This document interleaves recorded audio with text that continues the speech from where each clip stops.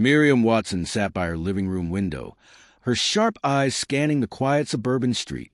At 72, she had seen her fair share of odd happenings in Brookvale, but nothing quite like this. Every night, a sleek black car glided down Maple Street and stopped in front of the abandoned garage at the end of the block. It was an old, run-down building, once an auto repair shop, now nothing more than a relic of the past. But someone was using it, and Miriam needed to know why. Inside the car sat James Harow, a man once known as one of the wealthiest figures in town. His tailored suits and polished shoes made him look out of place on this modest street.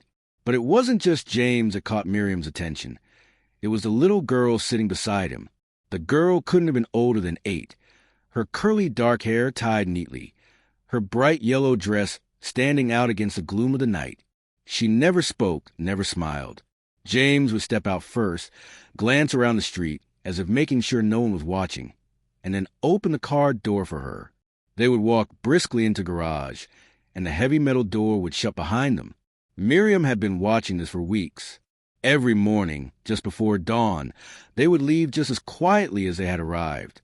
The girl still in her yellow dress, James looking more exhausted each time. It was all too strange. Why would a man like James Harow, who had a mansion in the affluent part of town, be spending his nights in a run-down garage with a child? The neighborhood had taken notice, too. Mrs. Johnson from next door had whispered about it while watering her plants. Tom, the retired postal worker, had made a joke about it at the grocery store. But no one was asking real questions. No one except Miriam, a growing suspicion. One evening, Miriam decided to step outside just as the black car rolled in. She pretended to check her mailbox, glancing casually toward the garage. James saw her. His eyes locked onto hers for a fraction of a second before he turned away, ushering the girl inside faster than usual. The garage door slammed shut. Something was wrong.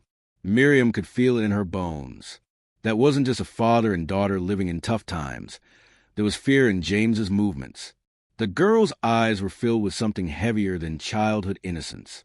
And if there was one thing Miriam had learned in her years of living, it was that fear always meant there was something to uncover. Later that night, as she sat in her armchair, knitting forgotten in her lap, Miriam's mind raced. Was the girl in danger? Was James running from something? Or someone? The questions gnawed at her, making it impossible to sleep. The next morning, determined to find out more, she made her way to the Brookvale Community Center, where the town records were kept. If James owned that garage, there would be a paper trail. The young receptionist greeted her politely as she entered the dusty old office. "Good morning, ma'am.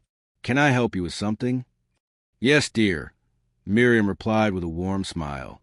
"I need to look up the ownership records for a property on Maple Street." The receptionist typed into her computer, scanning the screen. "Ah, yes, the old garage. Looks like it was purchased 8 years ago by James Harow." Miriam's heart skipped a beat.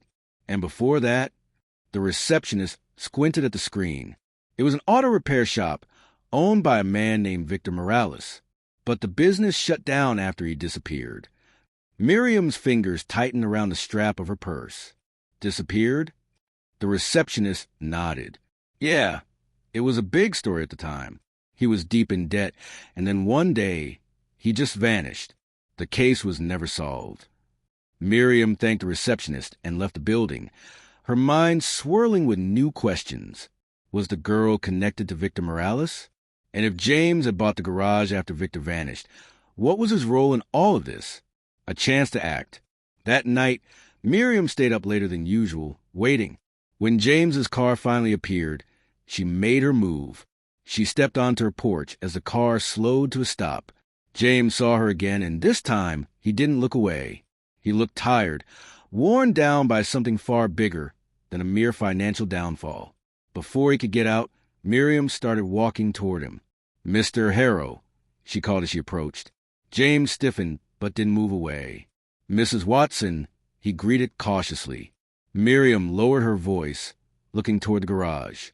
"I don't mean to pry, but I've lived in this neighborhood for a long time, and I can tell when something isn't right." James didn't respond immediately. He glanced at the girl in the car, who was watching him with wide, fearful eyes. Then in a quiet, almost defeated voice, he asked, "What do you think you know?" Miriam's heart pounded. "I know that you were once a respected man in this town. I know that you lost everything.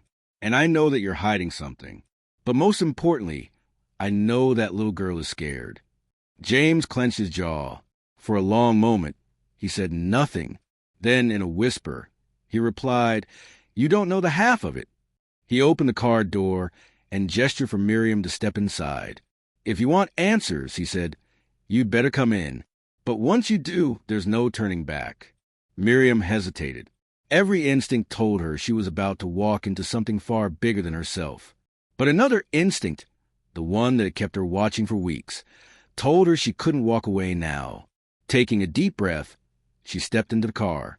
Miriam Watson sat by her window, her sharp eyes fixed on the old garage at the end of Maple Street. Ever since she had confronted James Harow, her mind had been a whirlwind of questions. The wealthy businessman's desperate plea for her to stay out of his affairs only deepened her suspicion. She knew she couldn't let this go. Her neighbors had dismissed her concerns, brushing off James's secret behavior as a rich man's eccentricity. But Miriam had seen the fear in his eyes, the sadness in young Amara's posture. She had watched them for too long to believe this was anything ordinary. Determined to uncover the truth, Miriam decided to take action. The next evening, she left her house just after James and Amara entered the garage. With her coat wrapped tightly around her frail shoulders, she crossed the street, her heart pounding. The garage door was closed, but as she approached, she could hear muffled voices inside. She pressed her ear against the cold metal, straining to make out their conversation. "We don't have much time." James's voice was low, urgent. "They'll come looking for us soon." Amara whimpered, "I don't want to leave.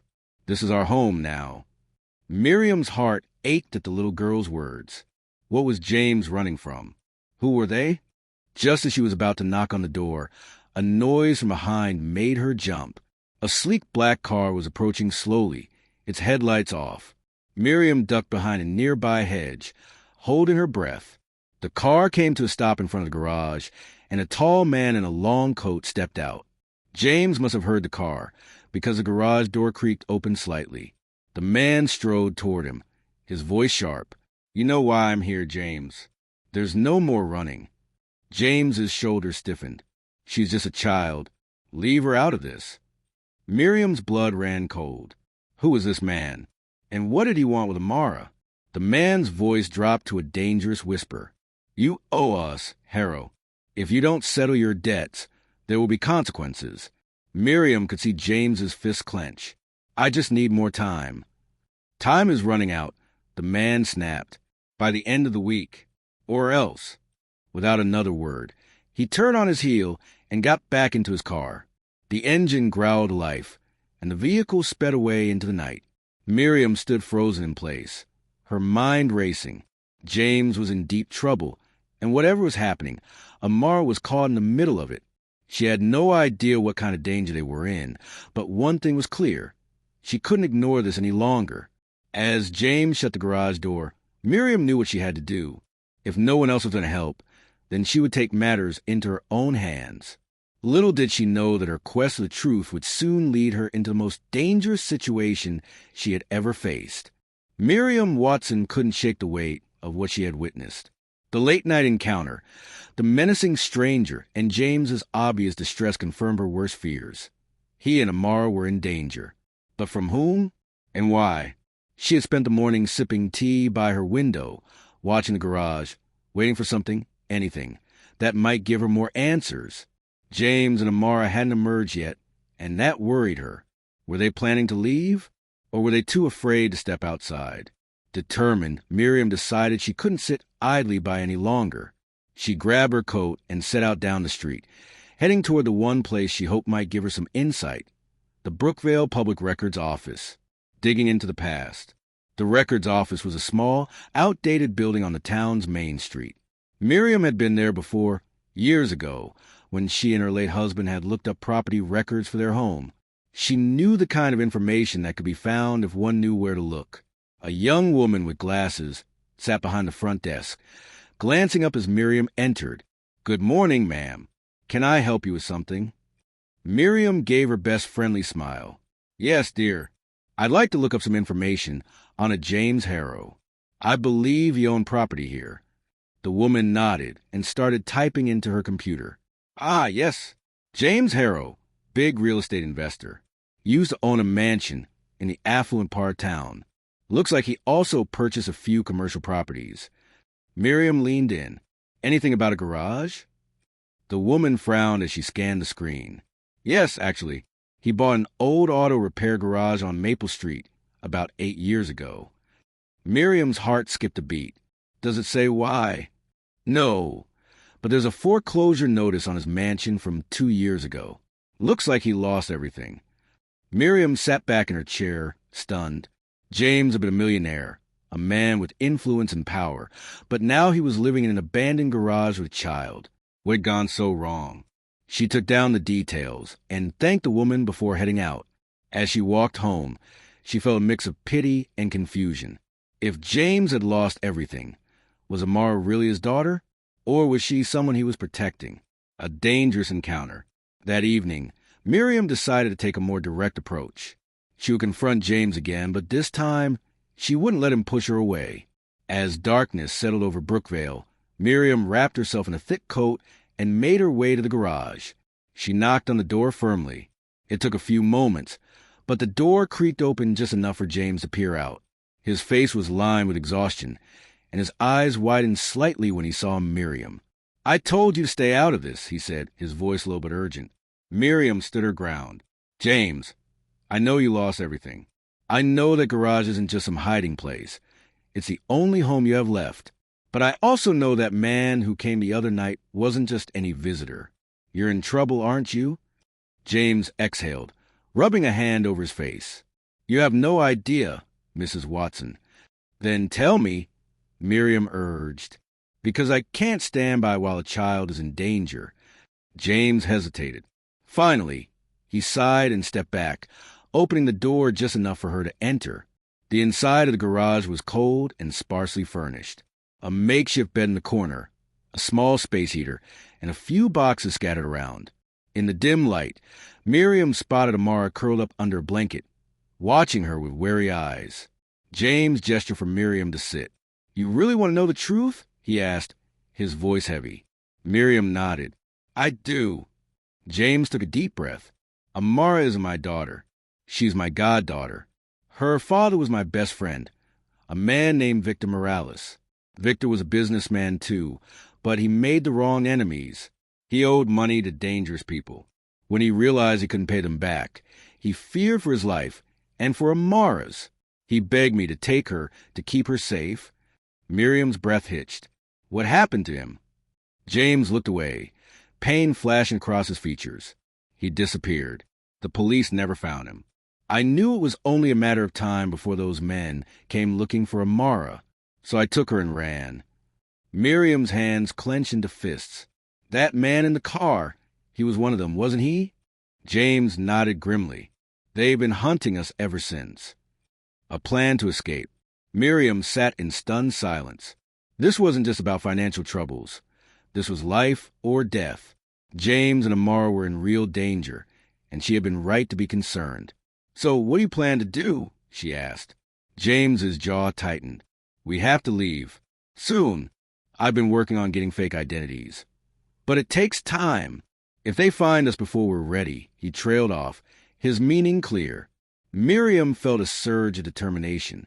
You can't keep running forever. James, have you gone to the police? They won't help, James said bitterly. These men have influence. Money. They'll find a way to silence any report. Miriam pursed her lips. Then we need a different kind of help. James raised an eyebrow. What do you mean? Miriam stood. I know people in this town. Some of them owe me favors. Let me see what I can do. James hesitated. Why would you help us? Miriam softened. Because you're not the only one who lost everything, James. And because no child should have to live in fear. For the first time, James's hardened expression cracked, and he gave a small nod. Okay, but we have to move fast. Miriam turned to leave, but before she stepped outside, She looked at Amara. "You're safe with me, sweetheart," she promised. Amara gave a tiny nod, her wide eyes filled with something Miriam hadn't seen before. Miriam Watson moved quickly, her mind racing. The truth about James and Amara weighed heavy on her shoulders, and she knew they didn't have much time. The men hunting them were closing in, and if James couldn't secure their escape soon, there would be no running. That night, Miriam reached out to an old friend, Detective Alan Grayson. He had retired a few years back, but he still had connections in the police force. She wasn't sure how much he could do, but if anyone could help, it was Alan. She dialed his number with shaking hands. "Hello," a gruff voice answered. "Alan, it's Miriam Watson." "Miriam?" There was a pause. "Well, I haven't heard from you in years. What's going on?" Miriam hesitated only for a second before diving in. "I need your help. There's a little girl in danger. I don't know who to trust, but I know I trust you." There was a long silence. "Meet me at the diner tomorrow morning," Alan finally said. "Tell me everything." A desperate escape. At dawn, Miriam made her way to the diner. She spotted Alan in a corner booth, his sharp eyes scanning the room as she approached. He looked older, his once dark hair now fully gray, but the intensity in his gaze hadn't faded. She sat across from him and told him everything about James, Amara, the men after them, and the threatening visit she had witnessed. Alan listened without interruption, his expression unreadable. When she finished, he sighed. "This isn't just about money, Miriam. If what you're saying is true, these men are dangerous. James and Amara need protection. Witness protection, ideally. But without evidence, it'll be tricky." Miriam clenched her fists. "There must be something we can do." Alan thought for a moment, then nodded. "Let me make some calls. But tell James. He needs to be ready to leave town tonight." Miriam wasted no time. She hurried back to the garage and pounded on the door. James opened it, his face lined with exhaustion. "We have a plan," Miriam said. "You and Amara need to leave tonight. Alan's pulling some strings, but we need to move fast." James looked skeptical. "And go where?" "To a safe house," Miriam said. "If Alan can pull this off, you'll have new identities and a fresh start." James ran a hand through his hair. "And if it doesn't work?" Miriam met his gaze. "Then we fight. A night of reckoning." That evening, as James packed what little belongings they had, Miriam kept watch, her stomach twisted with nerves. She had a bad feeling. And then it happened. A black car crept down Maple Street, slowing as it approached the garage. The same car that had come before. Miriam's breath caught. "James," she hissed. "They're here." James swore under his breath and pulled Amara close. "We have to go. Now." But before they could slip out the back, the garage door rattled as someone tried to force it open. "James," a voice called from outside. "We know you're in there. Let's not make this harder than it needs to be." James's jaw clenched. "Stay behind me." Miriam's heart pounded as she grabbed the nearest thing, a rusted wrench. If it came down to it, she wouldn't go down without a fight. The door burst open. A tall man in a dark coat stepped inside, flanked by two others. His eyes locked onto James. "You owe us," the man said, voice dripping with malice. "And you don't run from us, Harow." James held his ground. "I have nothing left to give you." The man smirked. "Oh, I think you do." His gaze flickered to Amara. Rage ignited in James's eyes. "You're not touching her." Miriam knew this was it. She took a step forward, brandishing the wrench. "You'll have to get through me first." For a moment, the men looked amused. Then the lead man pulled a gun. Before he could aim, sirens wailed in the distance. Red and blue lights flashed through the garage windows. The men froze. Miriam exhaled sharply. Alan had come through. "Drop the weapon," a booming voice commanded. Officers swarmed the garage, guns drawn. The lead man hesitated for only a second before throwing his gun down. James sagged in relief, pulling Amara into his arms as officers handcuffed the intruders. Miriam turned to the doorway. Alan stood there, arms crossed, his eyes scanning the scene. "Told you I'd handle it." A new beginning. Hours later, James and Amara sat in Miriam's living room, exhausted but safe. Alan had secured them a place in witness protection, and within days, they would be on their way to a new life. James reached for Miriam's hand. "I don't know how to thank you." Miriam squeezed his fingers. "Just take care of that little girl." Amara looked up at Miriam, eyes full of gratitude. "I'll miss you."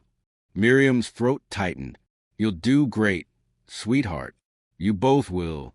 As the first light of dawn broke over Brookvale, Miriam watched James and Amara drive away, a bittersweet smile on her face.